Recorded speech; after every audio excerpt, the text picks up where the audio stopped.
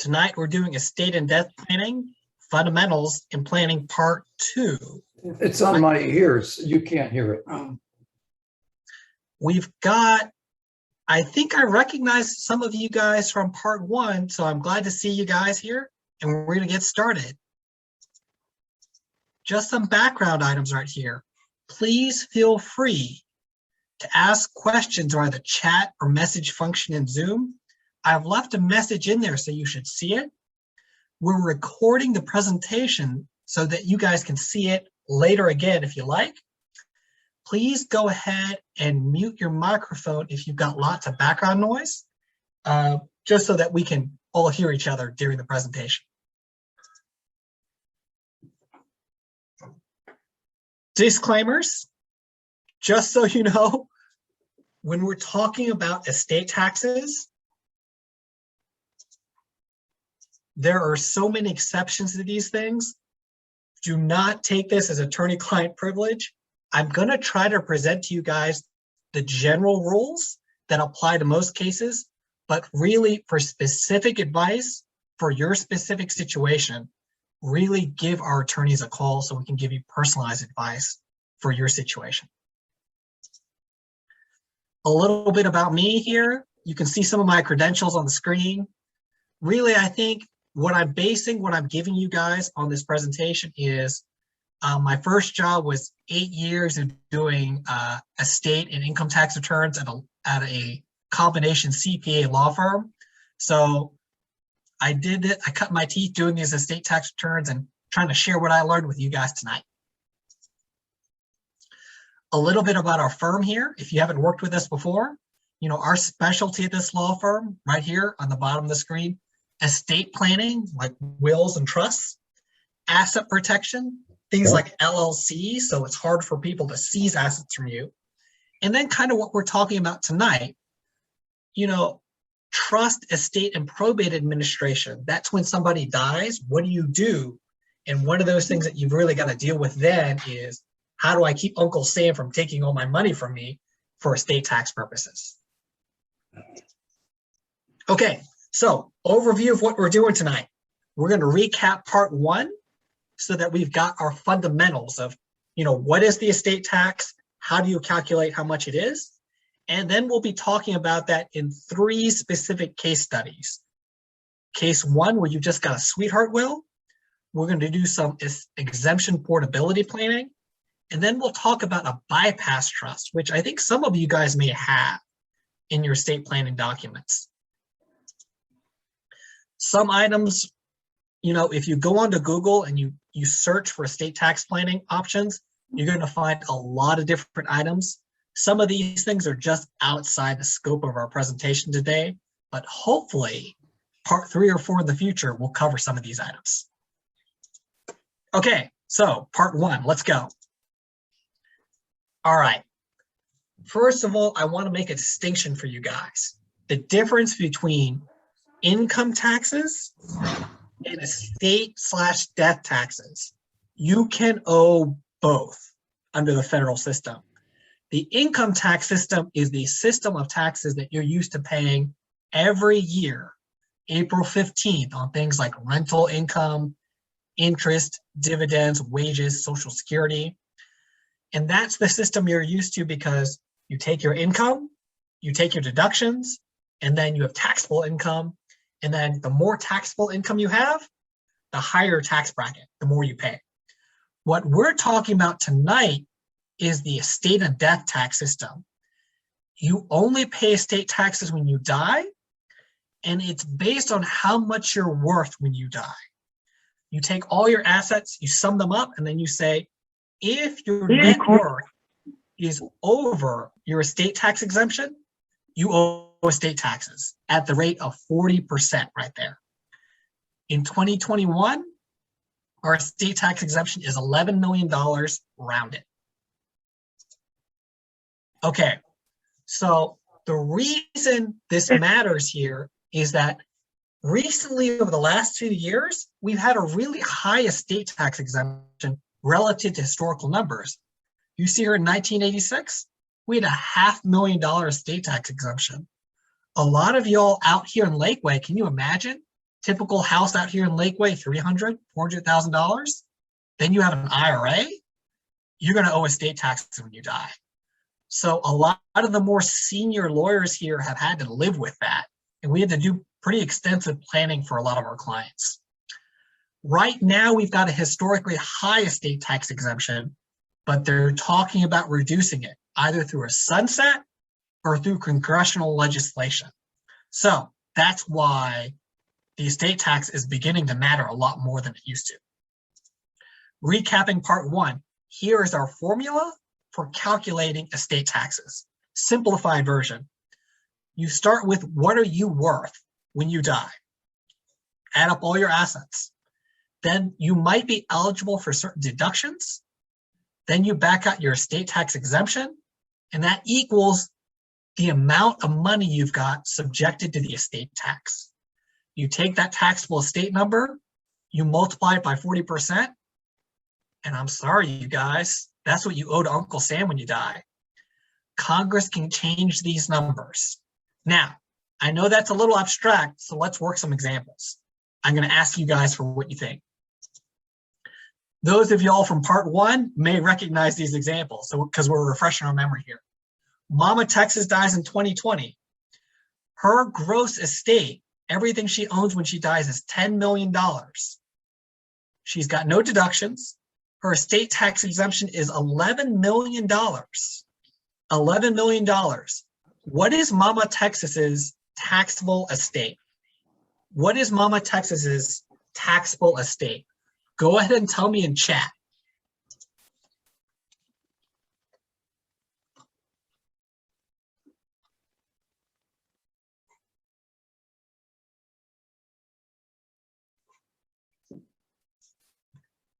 I see one answer, nothing. I see one answer, 0.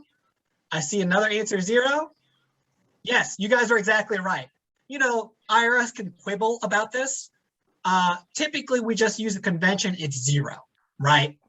Exactly. Oh, come on, Jerry, you're going to take my job from me. So the next question is, how much estate tax does she owe? If her taxable estate is 0, she doesn't owe estate tax, right? 0 times 40% is 0. Perfect, you guys. All right, let's go to the next one. Willy Wonka wins the lottery and then dies in 2020. His gross estate is $21 million. He has an estate tax exemption of $11 million. What is William's taxable estate? What is William's taxable estate? Come on, you can do it. I see a 10 million. I see a 10 million, 10 million, 10 million. Exactly. You guys are exactly right. What you did was you took 20 million minus the estate tax exemption 11, which means it's $10 million. Exactly. So if he's got a $10 million taxable estate, how much estate tax does he owe? Yes, I'm looking in chat. I see 4 million. 4 million tax that is owed. Yeah, you guys are crushing it. You got exactly, you guys. So he had a taxable estate of $10 million. You apply 40% to that, he owes $4 million to IRS. I just want you guys to let that number sink in. I don't know about you guys. That kind of makes my blood curdle a little bit. My stomach kind of churn. Because that means that's $4 million that doesn't go to his intended beneficiaries, right? So in your case, that means that's $4 million that's not going to your kids. So let's do another example. Assume Congress changes the law. You know, your client has a gross estate of $6.5 million, and her estate tax exemption is $3.5 million. What is Mama Texas's taxable estate in this case? What is Mama Texas's taxable estate in this case? I see a 3 million. I see 3 million. 3 million. Jim, Mary, Bruce, Jerry, 3 million? Yes, exactly. Right. So remember, gross estate was 6.5 million. But the reason I put this example in here is to show you that Congress can pull the rug out from underneath you, right? Because under current law, the estate tax can be reduced by Congress. So we did that in this case. So if Mama Texas's taxable estate is $3 million and her estate tax rate is 40%, how much estate tax does she owe? I see Mary says 1.2, Jim says 1.2, Bill says 1.2, Bruce says 1.2, Jerry says 1.2. Exactly. You guys are exactly right, right? Because the way you guys got that number was you said, okay, Cy, I've got a estate tax, taxable estate of 3 million. I got to slap 40% on it. That means I owe Uncle Sam $1.2 million. Yeah. Okay. Very good, you guys. Really love to see your answers. Okay. So now that we kind of recapped what we talked about in part one, let's apply these rules, now that we know them, to very common estate tax planning, estate planning strategies. So this first one case we affectionately call the sweetheart will. Okay, so when Chris says sweetheart will, what does he mean? It means a very standard strategy. If you go to LegalZoom, typically that's what you get out of those wills. You see first death, all to my spouse. And then if I'm the second spouse to die, to my kids in equal shares, right? Typically, you will not see any estate tax provisions in a sweetheart will because it's just not contemplated, right? So the nice thing about a sweetheart will is that it's really easy to explain to your kids, right? You can just point out the paragraph that says, if my wife survives me, everything to my kids. If my wife doesn't survive me, if my wife survives me, everything to her. Forgive me, you guys. And then if she doesn't survive me, to my kids in equal shares. The wife's will is the mirror image. If my husband survives me, everything to my husband. But if my husband doesn't survive me, to my kids in equal shares. The problem with this kind of will, now I give it credit, it's very easy to explain. It's very easy for your kids to understand. The problem is that it doesn't have very good tax planning, and I'll show you why. Okay. On first death, it's not an obvious problem. Let me give you a really extreme example. Rick dies, and let's say he's loaded. He's got $20 million, and he leaves it all to his wife. So you got the estate tax calculation right here. He's got his gross estate, but every dollar that he gives to his wife is deductible under the unlimited marital deduction, and he's got an $11 million estate tax exemption on top of that. Does Rick owe estate taxes if he leaves everything to his wife? Does Rick owe estate taxes if he leaves everything to his wife? What do you guys think?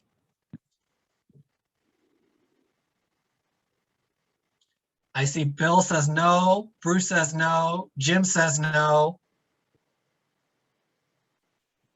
Mary says no. Exactly. You guys are exactly right. I didn't explicitly state the rule in the prior slide because this was from part one, but for every dollar that you leave to your wife, you get a deduction of equal value. So even though Rick gives more than his estate tax exemption to his wife, it doesn't matter because as long as you give money to your wife, you don't owe estate tax. If you give everything you own to your wife, you don't owe estate taxes.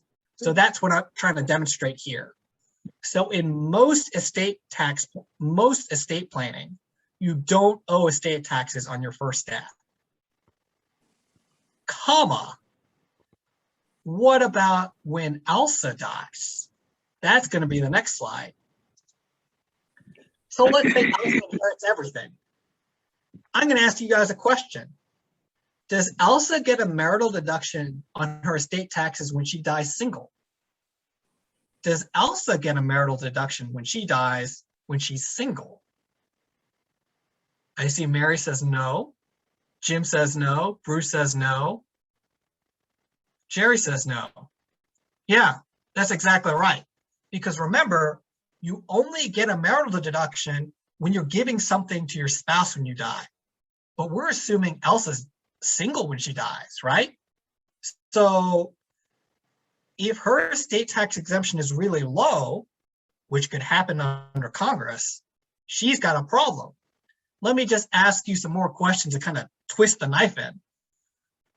Does Uncle Sam, from the point of view of collecting taxes, does Uncle Sam want Elsa's assets to grow in value before she dies? Does Uncle Sam want Elsa's assets to grow in value before her death? Jerry, I see your answer. Sure. Yes. I see a lot of yeses. Definitely. If IRS's goal is to collect taxes from Elsa, it's actually quite happy that she inherited a bunch of assets from Rick, because the more assets that she has, the more assets can grow to owe estate taxes when she dies. And then the last one's like to twist the knife. Can Uncle Sam reduce Elsa's estate tax exemption before she dies? Can Uncle Sam reduce Elsa's estate tax exemption before she dies? Mary, I love it. If you don't see Mary's answer in chat, she said, you bet, contact your Congress folks. Yeah, absolutely, right? Congress at any time can just pass a statute that says, you know what, we changed our mind. The estate tax exemption doesn't need to be $11 million. It can be $3.5 million. I don't want to name names, but a certain senator from Vermont, that's what he wants to do. Okay, so let me demonstrate this with a diagram, okay? So start up here, right? I don't know if you guys can see the laser pointer. Rick dies with $6 million of community property. Okay, so far so good. Then he leaves it all to his wife. That's what this text on the right side is saying. Yeah, I'm going to do the smart thing. I'm going to give it all to my wife, right? That makes perfect sense. And then Elsa also has $6 million of property, right? So she gets Rick's $6 million, and then she also has her own $6 million. And I'm going to make some very, I think, unreasonable but simplifying assumptions. I'm going to say her assets don't grow at all before she dies, and Congress leaves her estate tax exemption alone. It doesn't change her estate tax exemption. So she dies with total assets of $12 million. She has an estate tax exemption of $11 million. How much does Elsa owe in estate taxes when she dies? How much does Elsa owe in estate taxes when she dies? I see Mary says $400,000. Bruce says $400,000. Jerry says $400,000. I love you guys. I'm not going to have a job if you guys are doing so good. Jim says $400,000. Exactly. I gave you a crib sheet over here, right? On the lower left. Elsa's gross estate is her $6 million plus the $6 million she got from Rick. She's got her own personal exemption of $11 million. So that means that she's got a taxable estate of $1 million, and her estate tax rate is 40%. 1 million times 40% equals $400,000. And you see the asterisk here, right here. No portability planning was completed, because we're just talking about a simple sweetheart will where we didn't think about portability planning at all. That's going to be the next part. So, you know, I don't want to badmouth sweetheart wills. They're good in certain cases. If you have a low combined estate relative to what we think the estate tax exemption could be in the future, and you don't expect your assets to grow very much, you know, you might be a good candidate for a sweetheart will. In a worst case scenario, I think the worst legislation I saw was reducing the estate tax exemption to 3.5 million. If you're at 2 and you don't really think your assets are going to grow, you've got breathing room of 1.5 million there, I think a sweetheart will you could probably say is okay. But you know, there are going to be cases where a sweetheart will is not good. If we do a worst case scenario and Congress moves the exemption to 3.5 million, you don't want to do a sweetheart will if your goal is to avoid paying estate taxes. And if you've got assets that are going to grow in the future that you expect to appreciate, then a sweetheart will probably is not the best choice for you if your goal is to avoid estate taxes. So having said that, what can we do? We got a plan. So the next part of the next part of our presentation is exemption portability planning. Exemption portability planning. And here's what I mean. There's a lot of different words, shorthands for this. If you Google it, you might hear it described as a DSUE, D-S-U-E, or deceased spouse's unused estate tax exemption.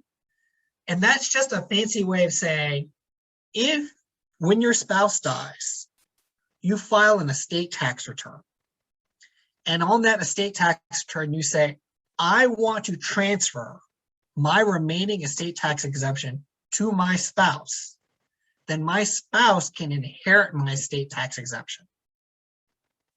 Then my spouse can inherit my estate tax exemption. So that means theoretically, in a perfect world, if husband dies, he can leave his $11 million exemption to his wife. So his wife will have her personal $11 million exemption, and she'll inherit her husband's $11 million exemption. So she has a combined exemption of $22 million. Let me give you an example. Okay, so let's walk through an example. Jones has an estate tax exemption of $11 million. Oh my, this hurts. So Jones dies. His executor files a valid estate tax return to give his $11 million estate tax exemption to his wife, Marion. Marion also has an $11 million estate tax exemption. For simplicity, assume no changes. The estate tax rules don't change. And Marion dies later in the same year. What is Marion's combined estate tax exemption when she dies?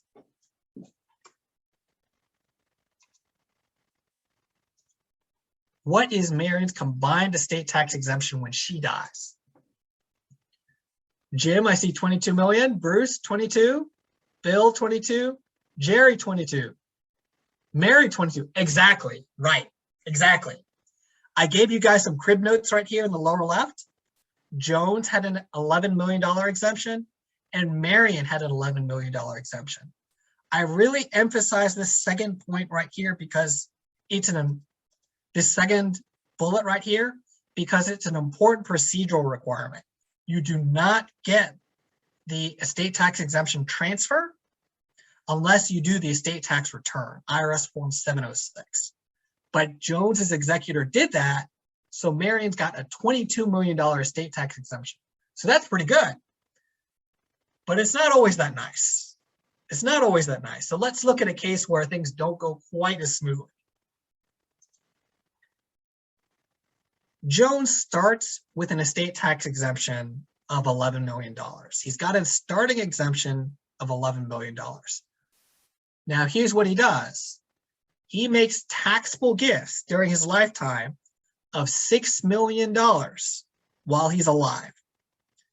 Let me give you some background here. I think some of you may know this already, is that typically, if you make gifts under $15,000 per year per person, you don't owe gift taxes.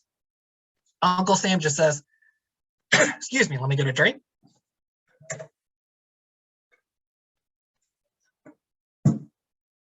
Uncle Sam says, oh, you know what? You gave $14,000 to that person. That's kind of de minimis from Uncle Sam's point of view. We don't care. Don't worry about it. But once you start making gifts of more than $15,000 per year per person, Uncle Sam kind of wants to levy a gift tax on you. So typically what you'll do is you'll say, no, I don't want to do that. I would rather not pay Uncle Sam a gift tax. So what you'll choose instead is you'll say, instead of paying gift taxes, I'll let you reduce my estate tax exemption. I'll let you reduce my estate tax exemption. So that's what Jones does in this third bullet. He says, you know what? No, instead of paying gift taxes of $6 million, I'd rather you reduce my estate tax exemption by $6 million. So that's what he does. So having gone through these steps, how much estate tax exemption does Jones have remaining in 2021 after making the taxable gifts we described above? How much estate tax exemption does Jones have remaining after making those taxable gifts? Jim, I see 5 million. Mary, I see 5. Jerry, I see 5. Bruce, I see 5. Exactly. You guys are exactly right. I gave you the crib notes over here. So Jim started, Jones, excuse me, Jones started an estate tax exemption of $11 million by making big taxable gifts.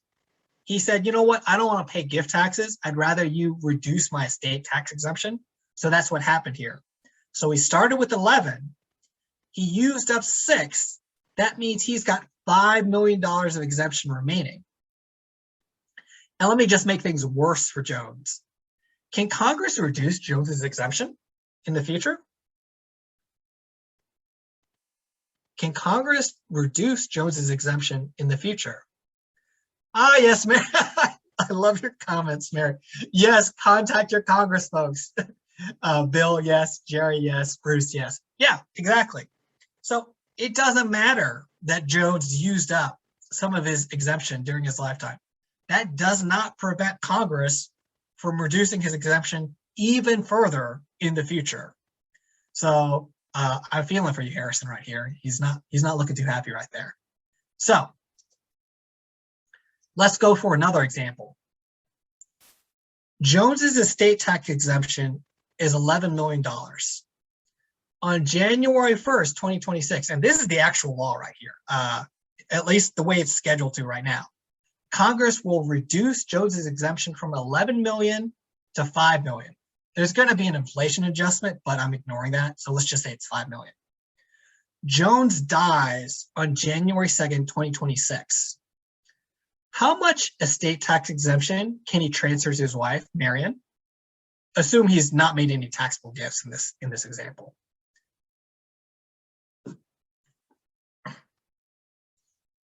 How much estate tax exemption can he transfer to his wife, Marion?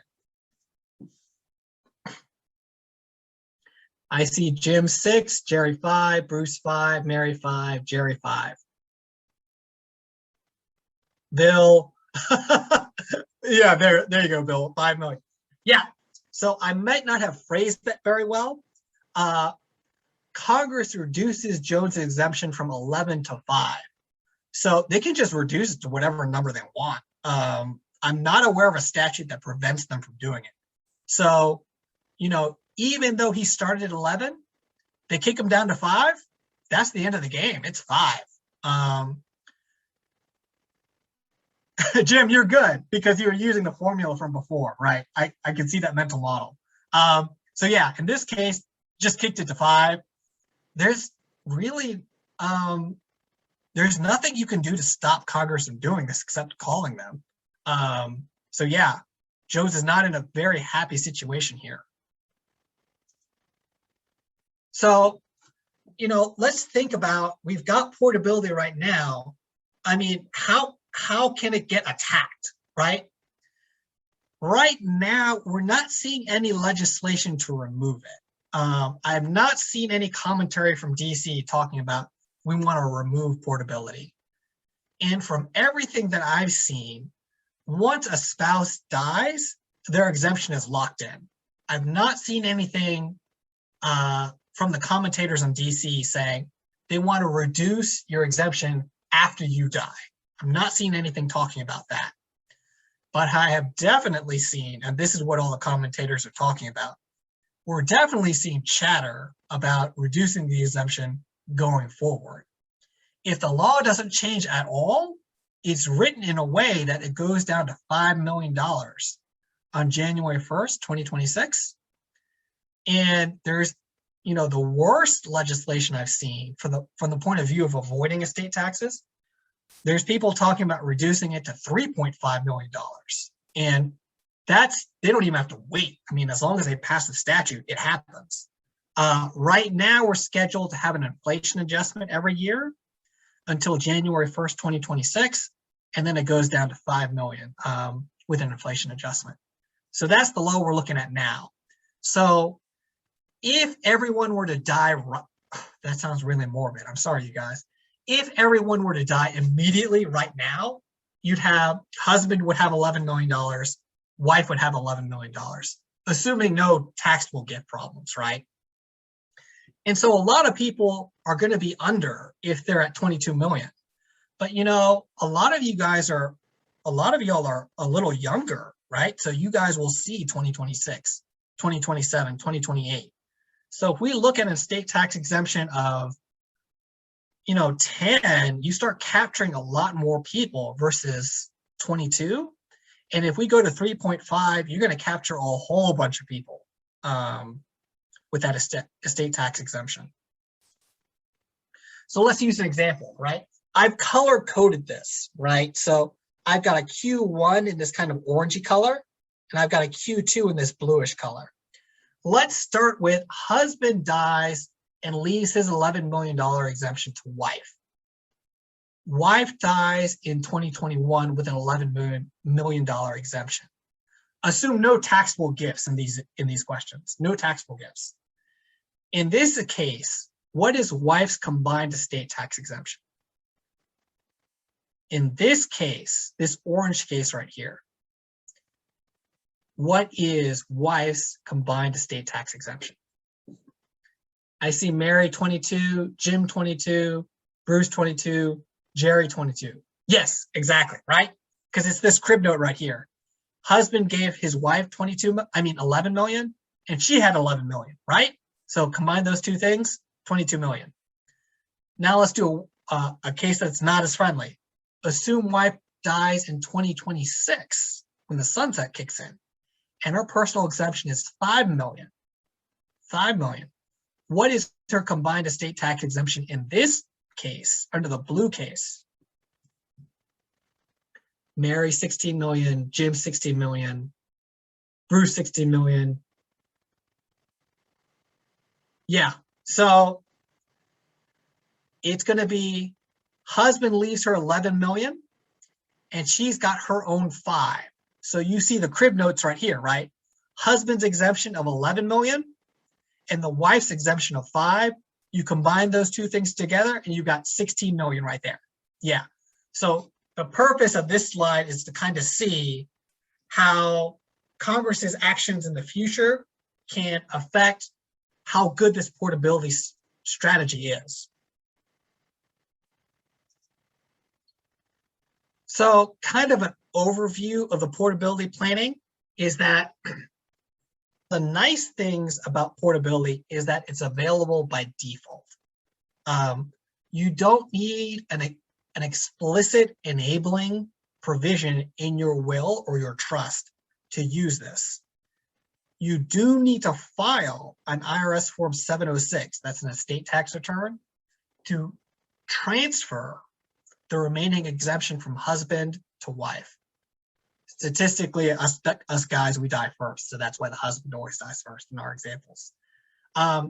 Remember, in a well-drafted estate tax plan, you typically don't owe estate taxes on the first death.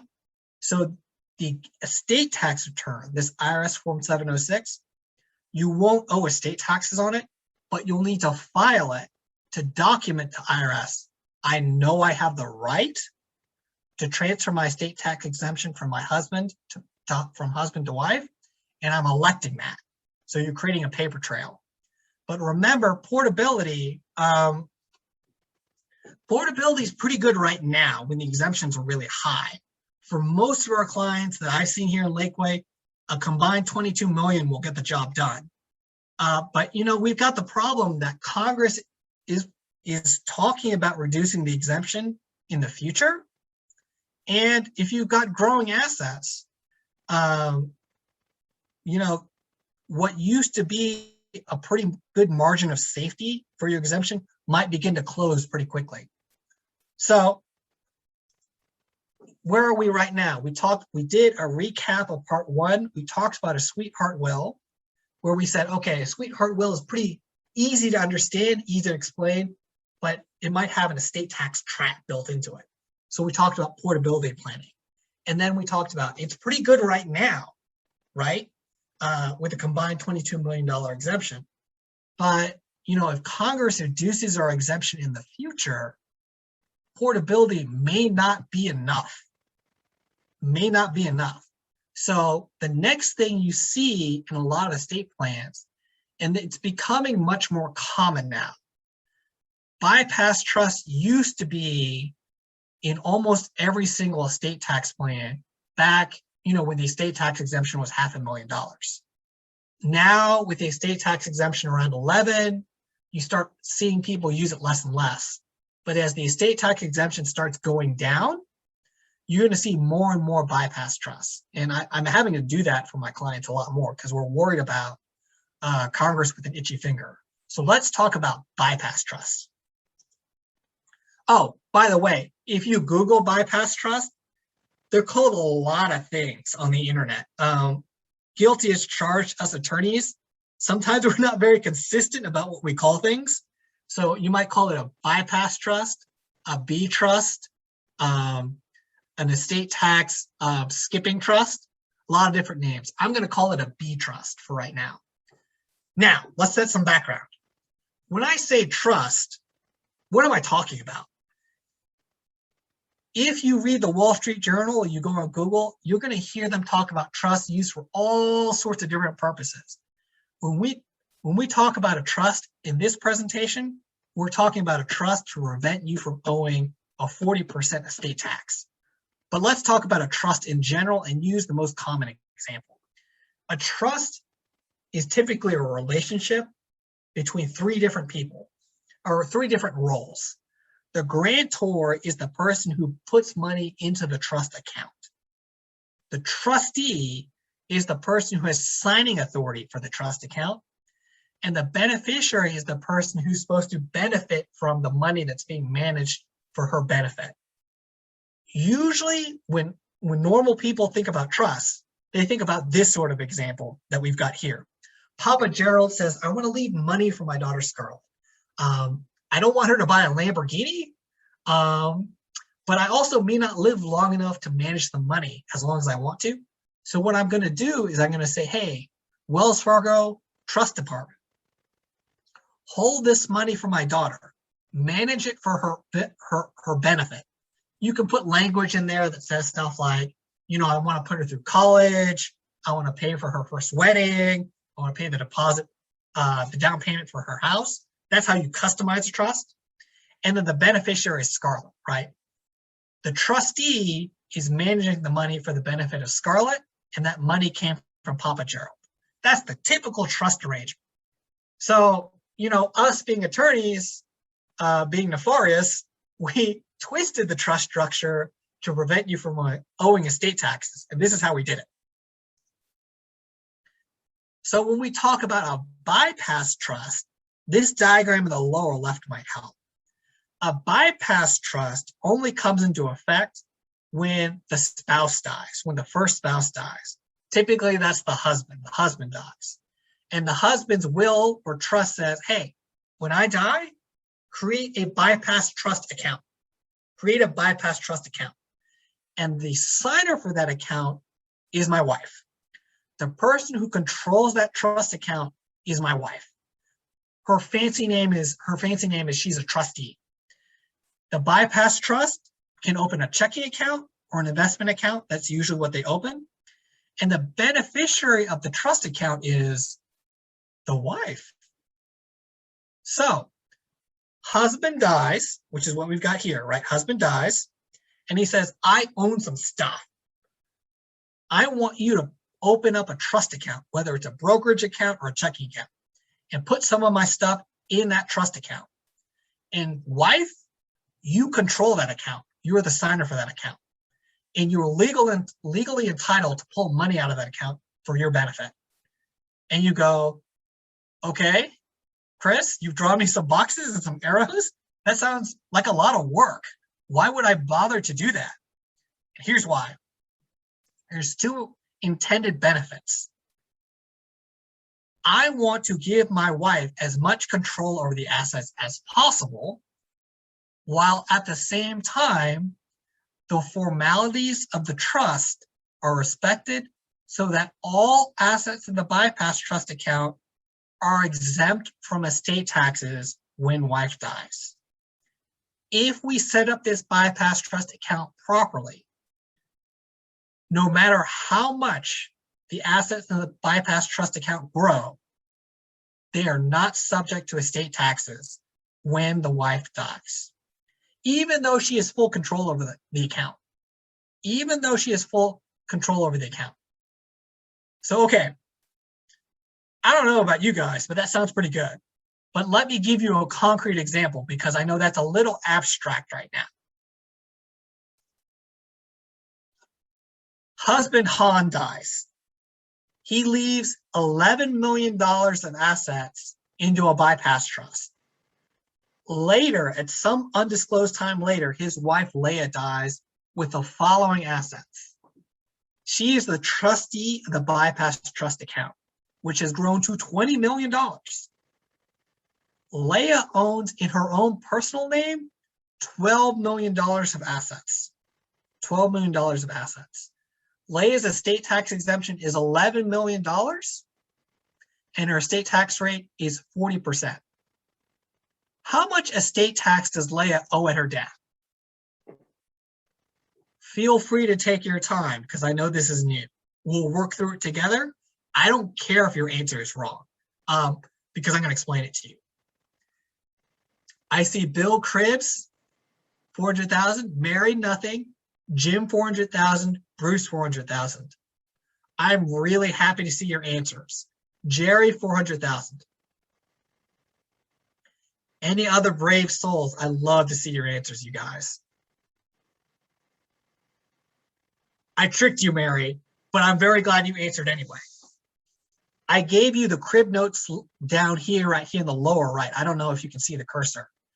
Leah's gross estate is actually $12 million. Her estate tax exemption is $11 million. So her taxable estate is $1 million. Her estate tax rate is 40%. So you take that $1 million, you multiply it by 40%, you get $400,000. The rule for the bypass trust is that in this example, we set it up properly. So as long as you set up that bypass trust account properly and you fund it properly and you respect it as a separate entity from Leah, it can grow to any number that it wants to, and it is completely exempt from estate taxes. It is completely exempt from estate taxes. The logic here, the tortured logic here is that we put just enough restrictions and language when we draft the bypass trust so that it is respected as an entity that is separate from Leah. If you set up the bypass trust properly, it is treated as an entity that is separate from Leah. So even though Leah died, it doesn't belong to Leah, even though she controls it. It's treated as a separate entity from her. So it's not included in her gross estate, and it's not subject to estate taxes when she dies. I don't know about you guys, but that sounds like a pretty sweet deal to me. If I just shove some money into a bypass trust account, it's not subject to estate taxes. There has got to be some sort of catch, because if there were not a catch, every single estate plan would have this. So I'll tell you what the catch is right here. I'm sorry to be a Debbie Downer, there's got to be a catch. So here's the catch. There is a maximum funding amount for a bypass trust. The maximum amount that the deceased husband can deposit into the bypass trust account is the estate tax exemption that he has remaining when he dies. If you deposit extra assets into the bypass trust at death, IRS will know that. It will be very upset, and then it will subject the bypass trust to estate taxes. Let me give you an example. Han starts with an estate tax exemption of $11 million. He uses up $10 million of his exemption with taxable gifts. How much estate tax exemption does Han have left to smuggle into his bypass trust? How much can Han smuggle into his bypass trust at this point? Bruce, I see 1 million. Bill, I see 1 million. Jerry, I see 1 million. Mary, yeah, you got it. 1 million. Exactly. You guys are crushing it. Yeah, I gave you the crib notes down here, right? Han started with $11 million of estate tax exemption, but he used up $10 million of it, right? By making taxable gifts. So when he dies, he's only got $1 million of exemption left. So that is the maximum amount he can put into his bypass trust. If he messes up and he puts in extra, he's subjecting the bypass trust account to estate taxes. What the IRS will do is they'll say, technically, you could only put in 1 million, but you put in 2 million, right? So technically, we can seize at least 50% of this bypass trust, right? So when you overfund a bypass trust, when you put in too much, you crack the door open for IRS to stick its foot in there and just say, hey, wife, you know how you thought that bypass trust was exempt from estate taxes? No, we're going to get a slice of it. So that's why we're very careful when we fund a bypass trust to really document, hey, we've proven to you, IRS, on the estate tax return, this is the maximum amount we're allowed to put in. And so we're not putting in $1 more. So to recap on the bypass trust, what are the benefits of the bypass trust? It's really nice. As long as you set up the bypass trust account properly, you don't overfund it, and you document the right amount to put into it, the bypass trust can grow into any number. It could grow to an enormous number. I mean, if you had a bunch of lottery tickets, you put it in the bypass trust. And when your wife dies, it doesn't matter what the bypass trust value is. It's completely exempt from estate taxes. But there are other drawbacks that we didn't talk about. Now, we did talk about you've got to properly document how much you can put into the bypass trust, which is you file an estate tax return. Your attorney or your CPA can do that for you. And then the bypass trust needs its own separate checking or brokerage account. Because remember, if you're going to tell IRS it is a separate entity from you, you need to follow those formalities. It needs its own separate tax ID number. It needs its own separate account in its own name. And here's the part that's a little scary. If you read about bypass trusts on Google, it can be a little confusing, so I'm going to try to draw that difference from you, is that even though the bypass trust is exempt from estate taxes when your wife dies, it is its own separate entity that is subject to income taxes, to annual income taxes for every year that it is in existence. And so the reason that's a problem is that it used to be that the bypass trust had very mild income tax brackets. And you said, oh, it's not a big deal. The trust has, pretty good tax brackets. I'm not too worried about it. That's not the case anymore. It used to be the case. It's not the case anymore. So this table right here, let me work you through it. Right now, we're talking about federal income tax brackets now, right? So I'm switching gears. We already know that the bypass trust doesn't owe estate taxes when it dies. Does not owe estate tax when it dies. Fair enough. But it is an entity that owes annual income taxes. Remember, income taxes you file every April 15th, hopefully. And that's on things like interest, dividends, capital gains, Social Security, rental income, right? This column right here on the left, married filing jointly, what I highlight over here is the maximum tax bracket, the 37% tax bracket.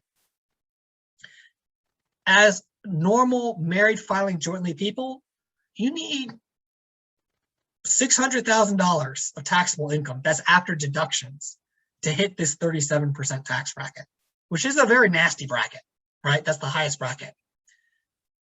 A trust The bypass trust hits the 37% tax bracket at, I'm rounding those numbers, but I mean, look at this difference here. At only $13,000 of taxable income. At only $13,000 of taxable income. I know interest rates are really low right now, but if you shove $11 million of assets into an account, you could probably make $13,000 on it. So our problem is that the bypass trust account is really good at preventing you from owing a 40% estate tax rate, but it's not so good at preventing you from owing income taxes, annual income taxes. So if you read this on Google, you go, oh my goodness, this trade-off is terrible because, you know, I'm saving 40% on estate taxes, but I'm paying income taxes at 37%. That delta doesn't make me feel very good about this.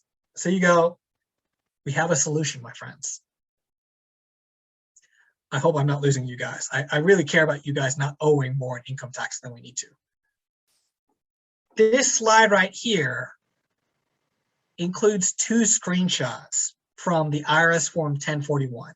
The IRS Form 1041 is the tax return for a trust, for a bypass trust. Let me kind of show you what I'm looking at. This screenshot right here, you see this bracket right here, income? See this bracket right here, income? Your bypass trust will owe income tax on things like interest, dividends, capital gains, right? That's totally normal, right? You open up a bypass trust account, you put some investments in it, right? Like say AT&T, ExxonMobil, Apple shares. Those things are going to kick off dividends, right? And so those are going to get reported on the trust income tax return. So you go, wait a second, Chris told me if I got over $13,000 taxable income in my bypass trust, I'm in that terrible 37% tax bracket. I kind of don't want to be in that 37% tax bracket. How do I get out of it? And we have a solution, my friends. This second screenshot from the IRS Form 1041, the tax return to the bypass trust, look at this line 18. Income distribution deduction. Income distribution deduction attached to Schedule K1. What this means is that if my bypass trust earns $26,000 of interest income, that's going to put the trust in that 37% tax bracket, which I don't like. But if I distribute that $37 of interest income to my wife, I get a deduction on the trust income tax return for that interest. And that interest income then just flows to my wife and is taxed at her income tax bracket, which is almost certainly lower than the maximum tax bracket of 37%.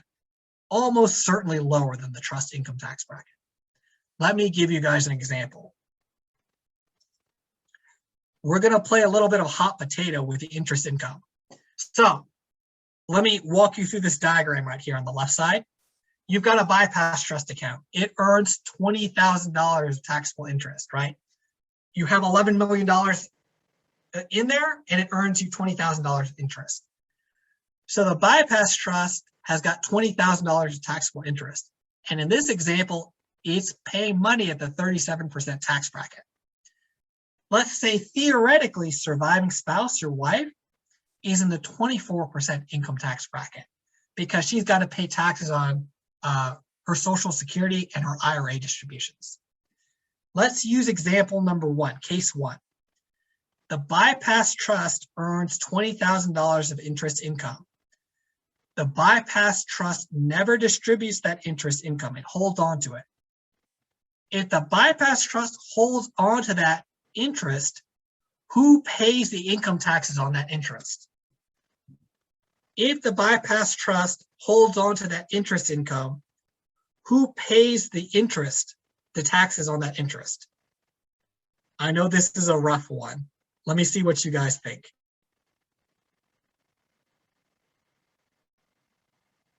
Bruce, the trust. Mary, the bypass trust. Jerry, the bypass trust. Oh my goodness, I love your answers. I love to see you guys trying. I did not expect you guys to get it right either, because this is really arcane.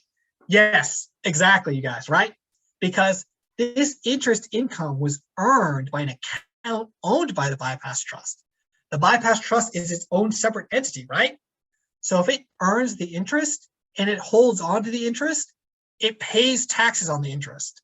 And we said that bypass trust, its tax bracket is 37%. Yikes. Don't like that. So what if I don't want to pay 37%? What if I want to pay less on it? Look at case 2. Distribute the interest income to the beneficiary. The bypass trust says, look, I've got $20,000 of interest income. I don't want to pay interest. I don't want to pay taxes on it. It distributes that $20,000 of interest to the beneficiary. If the bypass trust distributes that interest income to the beneficiary, does the bypass trust pay income tax on the interest now? If the bypass trust kicks out that interest income, does it owe income taxes on that interest? I see Bruce says no. Mary says no. Jerry says no. I love you guys. I'm not going to have a job because of you guys. Exactly, right? Because that's what we saw in the example above in the previous slide. If the bypass trust has income, if it distributes that income to somebody else, it gets a deduction for that income. So that income gets shifted to the spouse. So if that income gets shifted to the surviving spouse, at what tax rate does she pay on that in this example? If the interest gets shifted to the surviving spouse, what tax rate is she paying on that interest in this example? Bruce says 24%. Mary says 24%.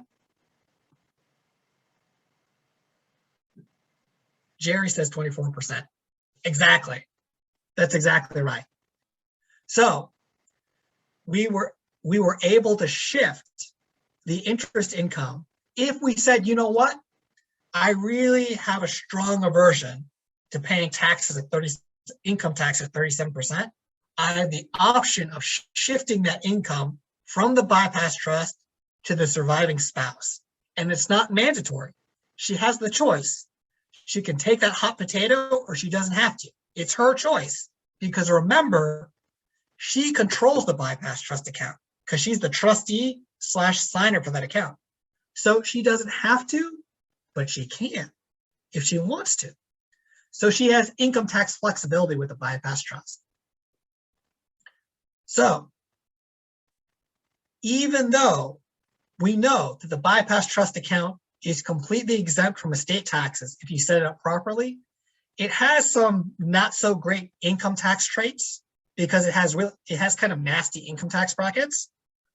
But that problem can be fixed by shifting the income of the trust to the surviving spouse. It can be fixed. There's a lot more to the bypass trust account we didn't talk about. There's more than one way to fund it. There are issues with IRAs and businesses inside the B trust, but that's a topic for another time. But that's just so you know, we haven't covered everything about bypass trusts. So where does that leave us? We did part 1. We talked about sweetheart wills. We talked about portability planning, and then we talked about the bypass trust. In our next presentation, we'll recap parts 1 and 2, and we'll talk about another strategy, a really good strategy, irrevocable life insurance trust. And then we'll talk about, once you've got a good estate tax plan, how do you coordinate it with your income tax planning? Because remember, you can owe both. You can owe both taxes. So how do we make sure the plans work together? So I'm really glad to have had you guys during this presentation and had so many answers and participation. It really helps me know if I'm being helpful to you guys.